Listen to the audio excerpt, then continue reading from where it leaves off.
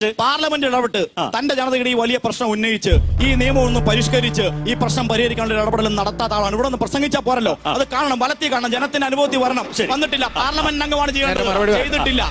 വന്യജീവി വിഷയവുമായി ബന്ധപ്പെട്ട് ശ്രീ ശരത് ഇവിടെ കുറച്ച് കാര്യങ്ങൾ 972 വന്യജീവി നിയമവുമായിട്ട് ബന്ധപ്പെട്ട് അന്ന് നമ്മൾ ഒന്നിച്ചാട്ടോ അത് പാസ്സാക്കി, അത് അവിടെ നിൽക്കട്ടെ.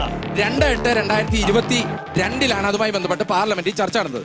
ആ ചർച്ചയിൽ പങ്കെടുത്ത് വെർമിൻ ലിസ്റ്റ് അടക്കമുള്ള കാര്യങ്ങൾ അത് ഒഴിവാക്കിയതിനെതിരെ സംസാരിച്ച എംപിയുടെ പേര് ഡീൻ കുര്യാക്കോസ് എന്നാണ്. അന്ന് അത് കേന്ദ്ര സർക്കാർ അംഗീകരിച്ചില്ല. അതിന് പകരമായിട്ട് wild life protection amendment bill 2023 സ്വകാര്യ ബില്ലായി ഈ പാർലമെന്റിന്റെ അകത്ത് വന്യജീവി ആക്രമണത്തിനെതിരെ അവതരിപ്പിച്ച എംപിയുടെ പേര് ഡീൻ കുര്യാക്കോസ് എന്നാണ്.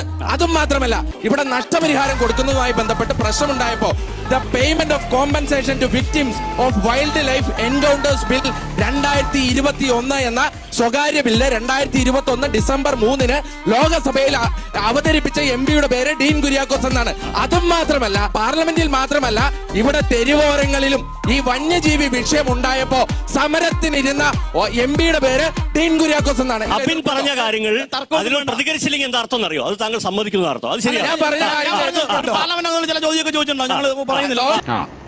എങ്ങനെ ഇരിക്കണം? Flash back. പാർലമെന്റ് അംഗമാണ് ചെയ്തിട്ടില്ല. ഒത്തില്ല. എന്താണ് ഒത്തില്ല?